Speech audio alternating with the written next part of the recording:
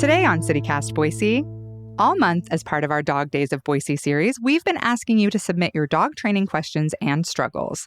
Allison Bittner from Clever Paws Dog Training is here with the answers, plus she tells me why trying to dominate your dog into doing what you want means you're barking up the wrong tree.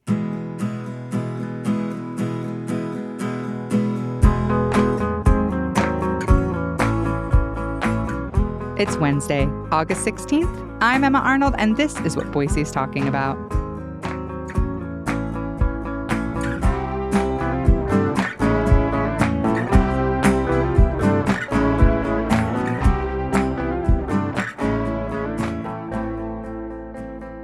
Hi, Allison. Welcome to CityCast Boise. Hi, thank you for having me.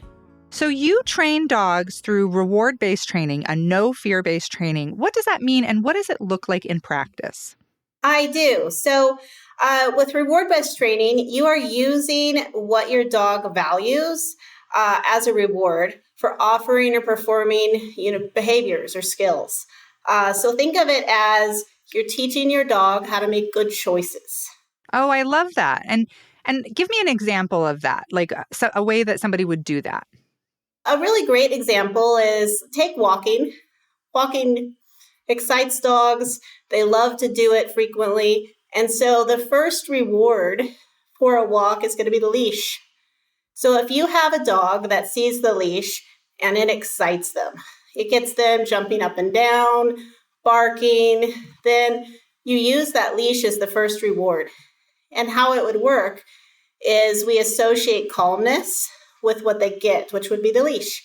So the moment that I would pick the leash up, if the dog would start to jump up and down and bark, I would simply set the leash right back down. And with that, the dog then associates the excitement of jumping with what they want going away. And then when the dog calms down, they have 4 on the floor, they're not barking, they're quiet. If I then pick the leash back up, they start to associate that calm behavior is how they get what they want. So instead of, maybe in the older kind of style training, when you pick the leash up and they start jumping around and getting excited, you would yell at them. A lot of people would even hit their dogs. But you're saying just set the leash back down. Just let the dog have a minute to do the right thing themselves. Exactly. And so the dog learns how to make a good choice, and the good choice is how they get what they want. Now, with that being said, the person also does not need to talk, which is kind of an interesting piece to it. Because if the person does talk, they are frequently reinforcing the wrong behavior. So it's just simply the action. Dogs watch our body, they watch our body language. So it's simply the action of putting it back down. And then the result is, yay, I get to go on a walk. Yeah. And interesting, the leash as a reward, because I think, before we took your class at Clever Paws and with our puppy Bev, and it hadn't really occurred to me that sometimes a non-reaction is as useful for training as a no or a command, because that can be reinforcing, right? Yes, it can. It can very well be reinforcing. And then it gives the dog mixed signals. Mm-hmm. So how are Boiseans reacting to this non-fear-based training? Like, is Boise into this? Are they accepting it? I have people contact me all the time specifically for my training method. It's a newer training style, and it's very exciting to people to learn that they do not need to, dominate their dog in order for their dog to learn. And it creates a great bond, and people are loving that. Yeah, I think that's an interesting point. We had an anthropologist on recently who was talking about our understanding of how we relate to dogs has really changed. And she was talking about this change from thinking that you own this pet, that you need to dominate them to get them to do what we want, to having more of a symbiotic relationship. Is that really where this training kind of comes from? Exactly. It's communication. Dogs, they really do want to please us. But sometimes we give them different signals and they don't understand what they want. So with this training method, it teaches dogs, instead of focusing on what they are doing wrong, we focus on teaching them the correct thing to do. So at what age should you start this training with your pet? Is it if somebody's listening to this and they're like, wait, I have a 5-year-old lab, is it ever too late to start the training? It's never too late. And dogs learn how to love the training because you simply are using what they love. So a dog that is 5 years old that loves to play ball, you can simply use the ball to teach certain behaviors. You can use going outside to teach certain behaviors. So no matter the age of the dog, you're using what the dog enjoys doing. And, as soon as you bring the puppy home, 8 weeks old, that's a good time to start teaching because you're teaching the puppy what to do, not what not to do. So we have been asking our listeners and our Hey Boise readers for questions to have you field and get some helpful training tips from you. And one of the ones that we got the most was, how do you get a dog to stop jumping? Do you have a tip for that? I do. So jumping, it's very situational, of course. But, it depends on if you're talking about guests or if you're talking about just the average person on the street or yourself. But no matter what, management and training goes together. So first thing is dogs, a lot of times why they jump, it's attention-seeking behavior. They want us. They're excited by us. And so they will work for positive and negative reinforcement. An example of that would be is your dog, they come over to you, they're excited to see you, and they stand there for a split second, and they do not receive any feedback. You don't reach down and pet them, they don't receive a hello, and so then they jump up. And at that moment, if that's when the hands come out and they assist the dog down, or they're pushed, or you say no or off or down, then they received all of the feedback that they needed for 2 feet up, but they didn't receive anything for 4 on the floor. So the dog will get off, of course, but what they learned in that moment is when I want attention, all I have to do is go over and put 2 paws up. So with that being said, in that moment, in order to prevent it, as your dog's coming over, reach down and pet them. If they're already on you, take your hands up, fold your arms, turn your back to them, anything that you can do that does not give them the attention. And then, of course, there's training. One thing that I suggest with training is lose the food bowl. If you've got a little jumper, grab their breakfast and walk around your house. And whenever your puppy comes over and they stand in front of you, that's breakfast. Drop breakfast on the floor, feed them by hand, then move again. And if they come over to you and you wait long enough, if they jump, you walk away from them. If they sit, which they'll more than likely do, that's more breakfast. And so you're starting to train what to do. Yeah. And then one thing that you helped us with Bev, because she was jumping, she was a puppy, and you suggested that before she has a chance, you sort of step towards her so that she sits. And you said that they kind of naturally do that, right? If you sort of take a step towards them and your hand is up, they'll sort of naturally look up and then sit. And that was so effective, Allison. That was so helpful. Yes, it's a neat little excited technique that I do. And it's where you teach a hand target frequently in class first, teach a dog how to target the palm of the hand. And then as the dog's coming towards you, you show them that palm of the hand low and you raise it up. And the dog does. They follow the target hand up with their head. And when the head goes up, usually the behind goes down. So it's a super effective and kind of a fun way to teach even the dog that's running at you how to do a default sit. Another question we got a lot, which makes sense because a lot of people got dogs during COVID and now they're out and about and doing more things, but separation anxiety. How do we get dogs to stop feeling so anxious when we leave, and specifically to stop barking when their owners leave the home? Okay, so separation anxiety, it's such a big spectrum that, just talking about some basics first is, and this would go along with the barking as well. Sometimes, it's the dog that they're not mentally or physically tired before their person leaves. And so they put all of that energy and stress into my person's gone. And so, exercising them mentally and physically before you leave. And it does not need to be an hour span, but just a short sessions. And then other things is, have something that they're not going to tear up, such as a Kong. Freeze something in it. It could be something like cottage cheese with their kibble. and you leave that for them. Also, ahead of time, start playing some soft music. So soft music when you're at home and your dog is calm. And then you turn that same soft music on when you're gone. Could just be the TV. Then other things, have something special, a special toy. If you have a dog that is going to rip things, then of course be very careful in what you give to them. But a special toy that they look forward to every time you leave. And so it actually is almost a little bit pleasurable that you're leaving because they get this special item.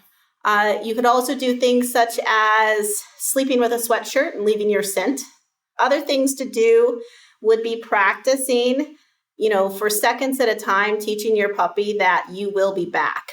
So maybe it is you walk out of the room and you come back and you give them a pet, or maybe you give them a treat, but teaching them that you will be coming back is a big deal. And then, of course, for the dogs that have, the very severe separation anxiety, there are force and fear-free specialists that specialize in separation anxiety. And then frequently it's paired with, some sort of a vet recommendation as well. The veterinarians have some special medicines to help.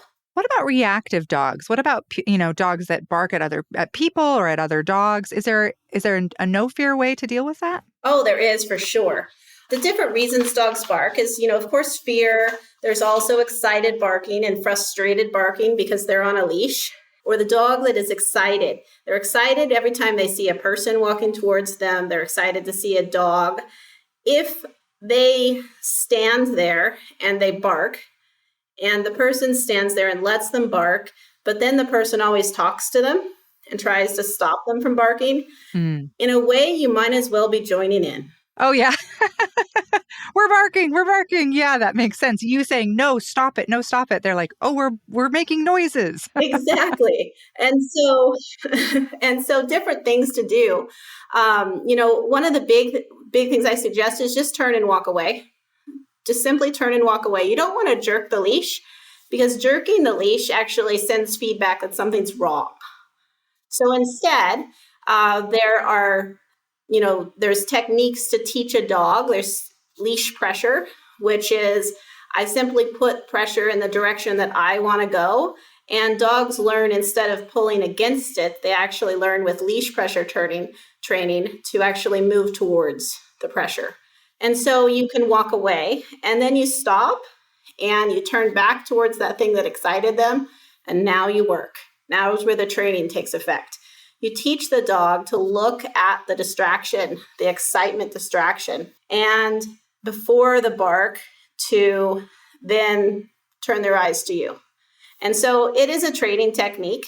You can use food, you can use praise, but it's very simple. You just need a little bit of distance in the beginning. What about, I know some of this from your class can be avoided by socializing your puppy. What are the best ways to socialize a young dog? So you want to start socializing right away when you get your puppy in a safe manner because, of course, they haven't had all their vaccinations. I do like to say, socializing is very different than play. So play is its own thing. Socializing is a puppy that's comfortable with the world.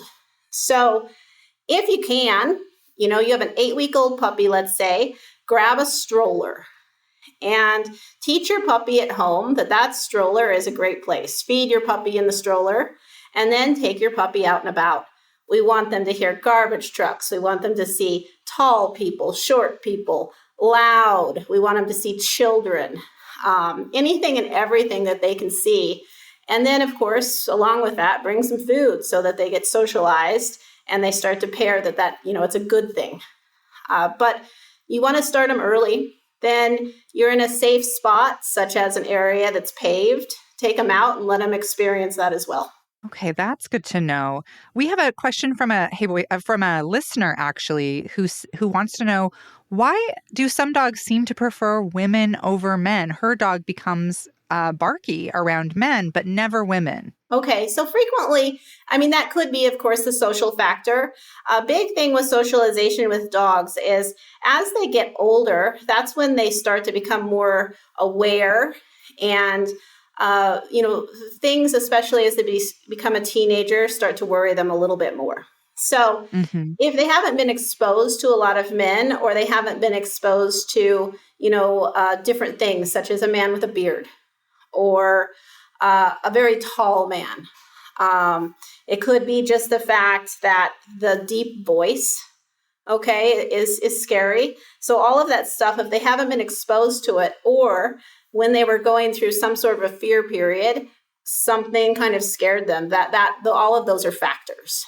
So different things to do would be, first, distance is the key. So if the man, let's say they're walking down the street and there comes a very friendly man that just is excited to see the puppy, try to stop. If your puppy's fearful within 2 feet of that man, try to stop about 5 feet back and talk to your puppy. Tell him it's okay. Go check it out. Give him treats, toss treats on the ground. A big thing that you're looking for is that the puppy can look away. Puppies that stare, dogs that stare, that's where the fear starts to creep in a little bit, because they can't look away. So by letting them look and then tossing a treat on the ground, you're helping them look away. Oh, we used Check It Out all the time with our dog Bev, because she's kind of a skittish dog, and the Check It Out thing has helped so much. Just being like, hey, like, she's scared of sheets, towels, like anything big that you like bring out. All of a sudden she's like, but that technique you taught us, the check it out and then give her a treat. She's gotten so brave, and she'll go over and sniff it, because she knows if we say check it out, it must be okay. So that actually was a really helpful one for us. We have one. This one's kind of tricky. Hey Boise reader Katie wants some tips for dealing with recurring accidents in the house. What are your thoughts on potty training? And now, if we're talking about puppies, frequently puppies will have very small accidents, sometimes through 5 months. Okay. And one reason for that is because their bladder, it's not mature enough. And what I mean is they don't know they have to go until they have to go. So one thing to first watch out for is watch out for a signal. So a signal with a puppy is the puppy may be laying there or playing with some toys, and then all of a sudden they stop. That's a signal they have to go. They stopped because something felt funny and they didn't know until the last moment. And so you want to get them out there. Some puppies will turn in circles. Some will whine. So there's just little signals that as the puppy gets a little bit older, you can recognize in your own pup. Other things, keeping charts so that you know when the accidents are happening. Taking them out frequently. If you have a puppy that, let's say, you let out in your yard and you look out the window and your puppy is running around and having a blast, comes to the door, you let your puppy in, and then there's the accident, it's because they were having too much fun. They did not know they had needed to go until they came back in. So having your puppy on a leash, if that's the case, and taking them out there on a leash and standing in one spot, very boring. And when they go, maybe they get some treats, maybe they get to play with you, or maybe they just get off leash time. It's interesting. That makes me think again about you saying about this like symbiotic relationship, because it makes me think of with Bev when we were training her, how often I would think, or she is maybe training us, because she never would give much of a signal when she had to go potty, but she would come over and stare at me. Like big eyes. And she still, if she needs to go out, she doesn't bark, she doesn't whine. She'll just come over and look at me like with big eyes, like, Mom, hey mom, hey mom. And I've thought like so much of training a puppy is kind of being trained yourself on your dog's cues and stuff. It kind of makes sense, actually. But I want to ask you, through this whole Dog Days of Boise series, we've been asking everyone this question, and we want your input as somebody who works with dogs every day. Do you think Boise is the most dog-friendly city in America? Like, can we give ourselves that title? So I think that is a wonderful title to strive for. Boise has become so friendly. I mean, just thinking about, what we do have now, because we do have dog parks. We have all the trails that they can go on. We have some now restaurant-friendly places for dogs, the breweries, the pubs. All of those places have started to open. There's even some events that dogs have been welcomed in. And so, yes, we are becoming a very friendly city. But we could still do more. Yeah, we could still, we're on our way, but you feel like we could still do some more. I think we're on our way. So I say, keep it up, Boise. I love it.